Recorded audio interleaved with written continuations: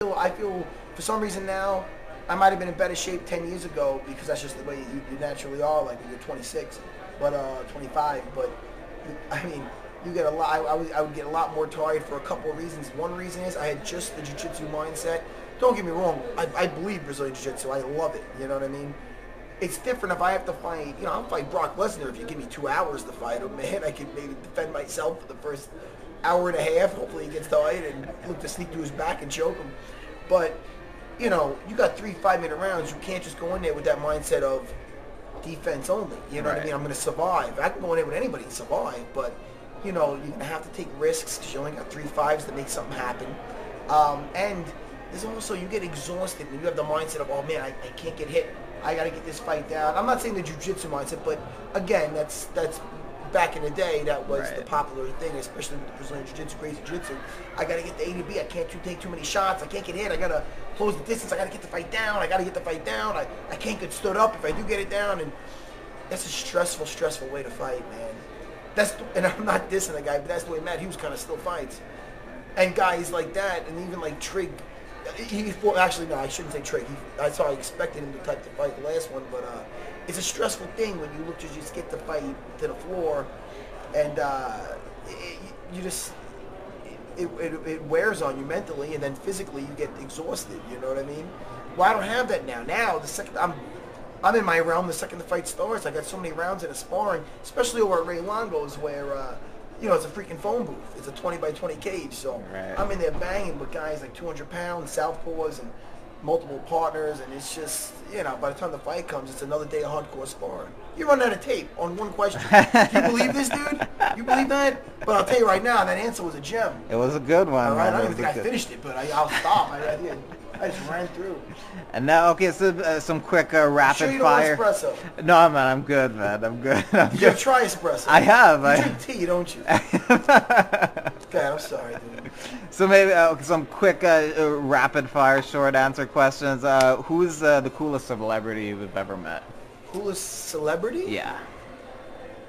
Man, I'm not big on the whole celebrity thing. I don't know, man. I mean, people are people. Ask me somebody. If you ask is this guy cool? I'll say yes or no. Right. But I'm not that guy. I see a guy that's been in a movie. I'm not gonna be like, you know, kind of goo goo gaga. Right. You know. All right. But I'll tell you right now who I'm a big fan of, who I met.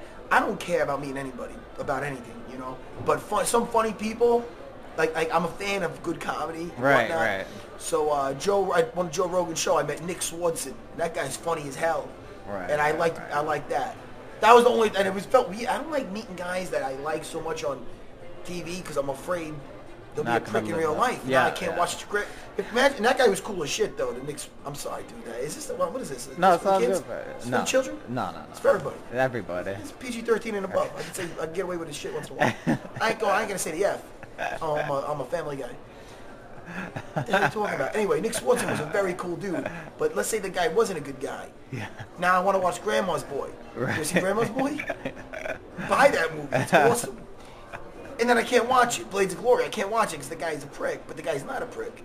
But if he was, that would ruin my good time. I don't want to meet Larry David. I love Curb Your Enthusiasm. You ever watch that show? Yeah, hilarious. I don't want to meet that show. I don't want to meet that guy. Because if I don't like him, now I can't watch my show no more, you know? True, man. Sorry about that. No problem. We're back. The hardest. This is what happens with the interviews. It's okay, man. You did a great job. Who hit you the hardest in your career? Thanks for taking a turn of negative town. What the fuck? You got to pull out these questions now?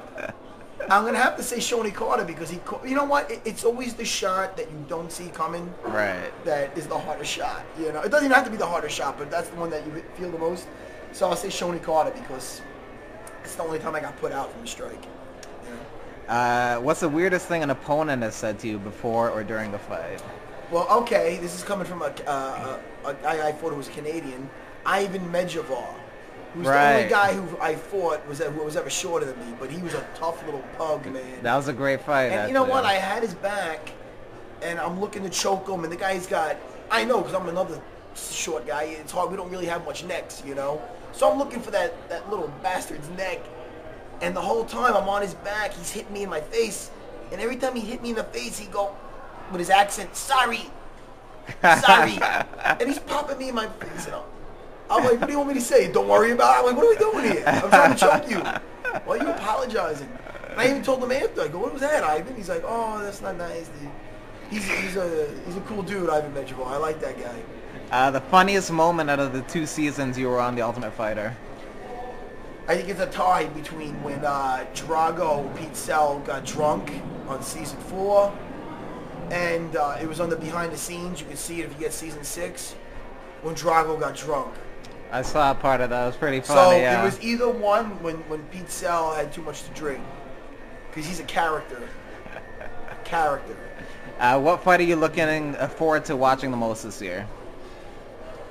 Is that the stuff that's already like upcoming fights? I'm looking forward to Renzo Gracie versus Hughes. Are you going to be cornering him? Are you going to be in there? I'm going to do my best to try to be over there, you know what I mean? Either way, I'll be working with Renzo up into it, and I'm always with Renzo. Renzo needs me, I'm a phone call away.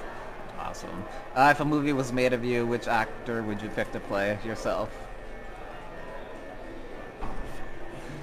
How many actors out there are 5'6", 5'7" and under?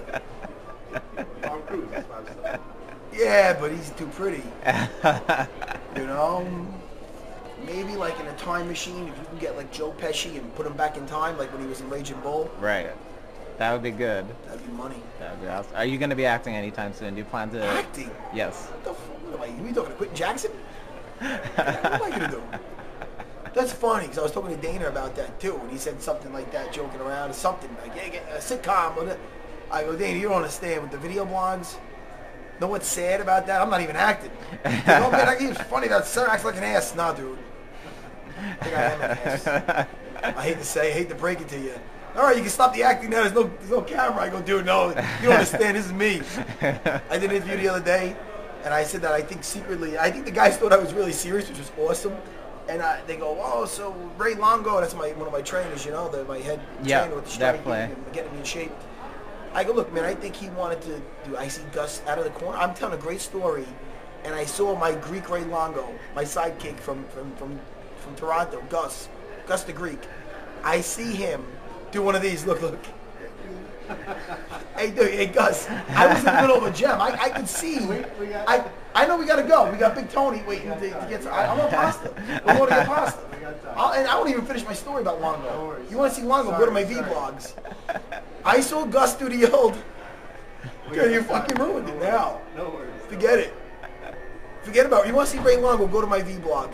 Matt Serra vlog on YouTube. SarahBJJ.com. SarahBJJ.com. What about that? That's giving you a plug. Man. Go to that. SarahBJJ.com. About to open a new school. Awesome. Excellent.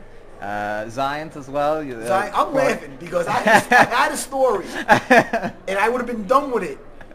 But I saw the old boom. I'm sorry. It's all right, Gus. What are we up to? Gus the Greek, ladies and gentlemen. All right, cool, man. Appreciate your time. Hey, as good always. Good dude, man. Did I mention about the my school in Huntington I'm opening up? Yes, go ahead. You said something about SarahBJJ.com? SarahBJJ.com. Just wanted to confirm that. Awesome, man. Guys, thanks for no BSing problem, with me, all right? No problem. Thanks a lot, brother. man. Take care. All right, Later, man. homie. Come on, Gus. Let's go eat.